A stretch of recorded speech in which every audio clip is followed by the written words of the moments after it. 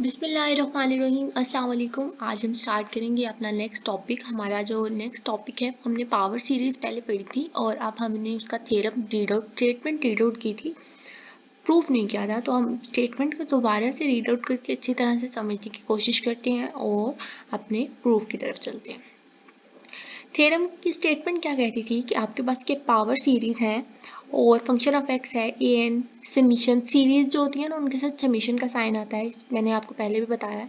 तो n equal to 0 to infinity आपका series है A N x minus x not की पावर में n with positive radius of convergence.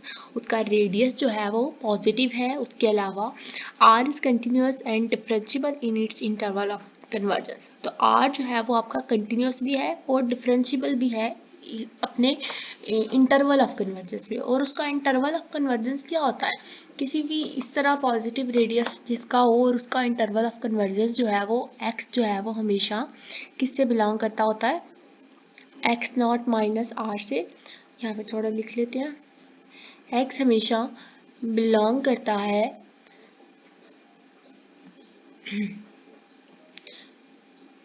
x not minus r से और x not plus r से। ठीक है, यहाँ पे इतना अच्छा से एक्सप्लेन तो नहीं होगा, लेकिन मैं पूरी कोशिश करूँगी कि आपको समझ आ जाए। और यहाँ पे मैंने आगे लिखना है x नॉट प्लस r। ठीक है, यहाँ पे नॉट साइन भी आता है कि आपका x हमेशा किस वैल्यू से जाकर बिलोंग करता है, x नॉट माइनस r से और x नॉट प्लस r से। उसका रेडियस ऑफ कन्वर्जेंस ये होता है।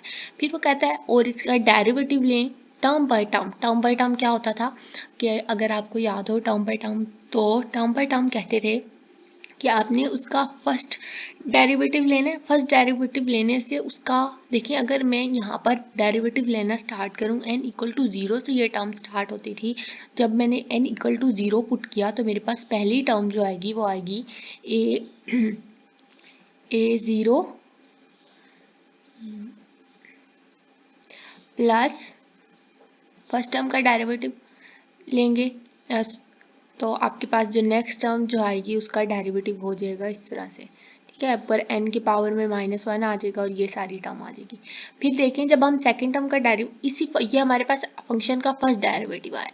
जब हम इस फंक्शन का सेकंड डेरिवेटिव लेंगे तो आपके पास ये वाला फंक्शन जो है वो कैंसिल हो जाएगा, ये वाला फंक्शन आपको 0 वैल्यू दे देगा।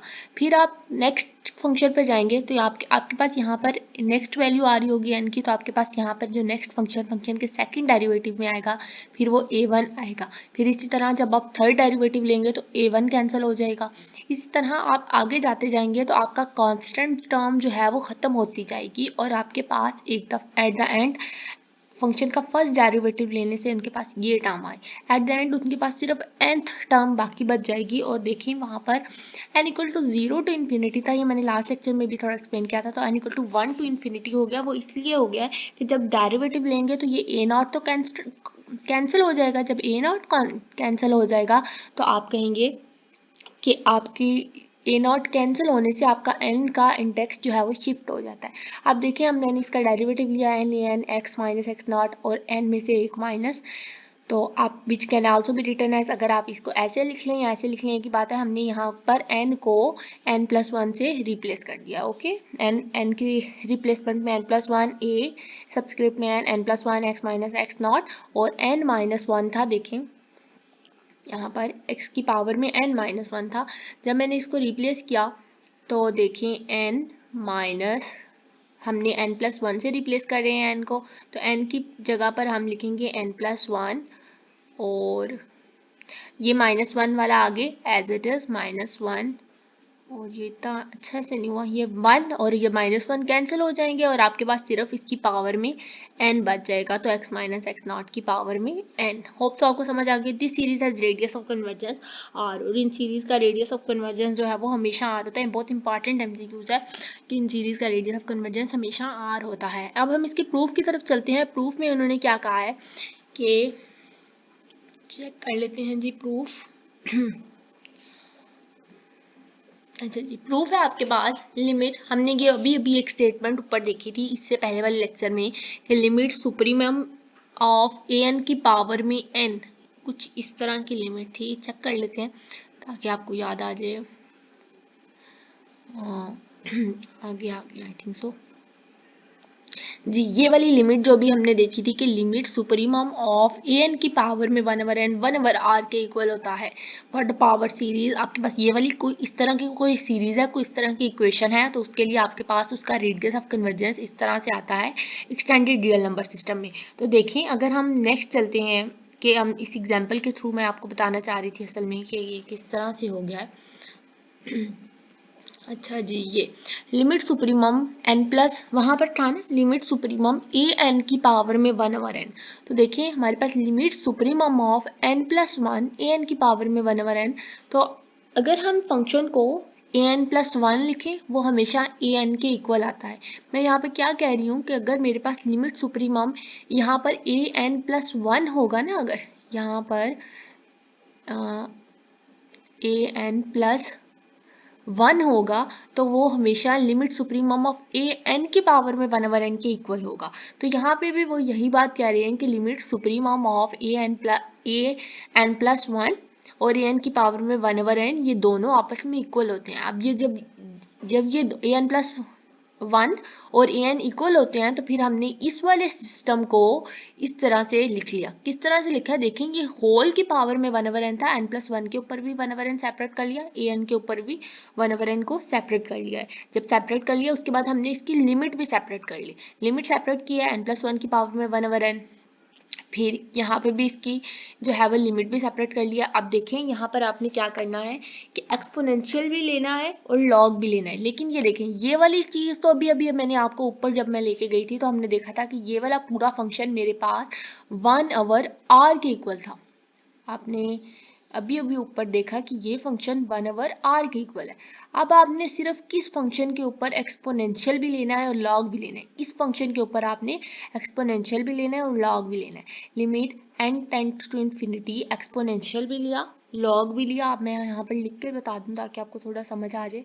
एक्सपोनेंशियल, अच्छा जी, एक्सपोनेंशियल और आपने साथ में लॉग, दोनों चीज़ें ले लेनी है।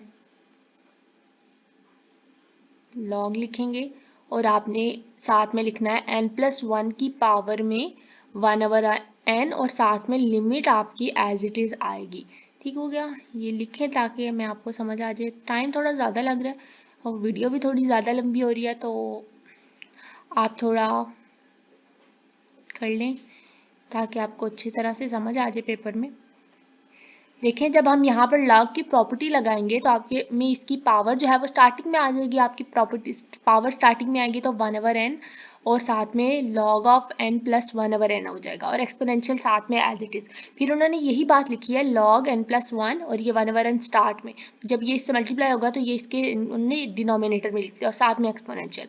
फिर क्या होगा, ये लॉग और ये सारी टर्म्स जो हैं वो आपके पास 1/n लॉग, ये सारा आपके पास इक्वल टू 0 हो जाएगा। किस तरह से 0 के इक्वल हो जाएगा कि आप जब इसके ऊपर लिमिट पुट करेंगे तो आपके पास इस सारे फंक्शन का आंसर, ये सारा फंक्शन है, इसका आंसर आपके पास 0 आएगा। और साथ में एक्सपोनेंशियल भी बढ़ा हुआ है तो आप कहेंगे कि e की पावर में एक्सपोनेंशियल की पावर में चली जाएगी, ये सारा फंक्शन 0 हो गया। आपके पास e की पावर में क्या चला गया, 0 चला गया। और साथ में आपके पास इस टर्म का 1/r भी आ रहा था, तो e की पावर में 0 हमेशा 1 होता है और 1/r आपके पास आंसर आ गया। The radius of convergence term by term जब हमने इसका डेरिवेटिव लिया तो वो हमेशा आ रहा है। एफ डेरिवेटिव ऑफ x, आपने कहा था कि हम इसको n प्लस 1 के इंडेक्स में जब हमने शिफ्ट किया था तो हमने उसको रिड्यूस करके देखा, तब भी हमारे पास 1/r ही आया। तो uniformly converge in every interval of x0 minus r, यहाँ पर ओपन इंटरवल आएगा। क्यों ओपन इंटरवल आएगा, देखें यहाँ पे उन्होंने लिखा है 0 less than r less than r। जब भी आपके पास लेस देन और इक्वल टू का साइन होता है तब वो क्लोज इंटरवल होता है। यहाँ पे ना ओपन इंटरवल होगा, आप यहाँ पर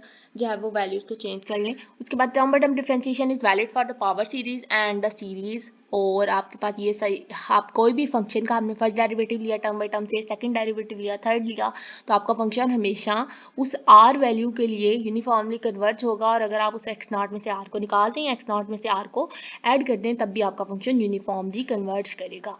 ये थे आपका थ्योरम। कोई बात ना समझ आई हो तो आप नीचे कमेंट सेक्शन में कमेंट कर दें। नेक्स्ट थ्योरम इंशाल्लाह नेक्स्ट वीडियो में करेंगे। अल्लाह हाफिज़, थैंक यू।